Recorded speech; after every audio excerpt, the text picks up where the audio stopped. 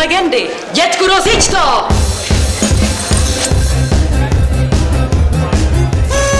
Tak jsem tu zas. Kolikrát jste měli doma takový bóro, že ráno váš obyvák smrděl jak měsíc nemytý nohy? Mám pro vás krutový hit, že vám i policejní pes pogratuluje. Potřebuješ 4 šálky, ocet a mokrý ručník. Ocet. Oh yeah. Pošlete do každého šálku a narvěte je do rohu pokoje.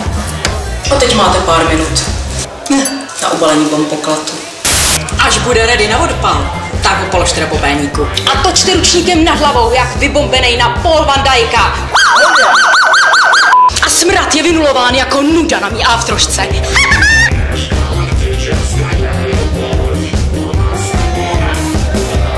Tahle starý trik mě naučil můj rakouský kamarád DJ Gerontopuch.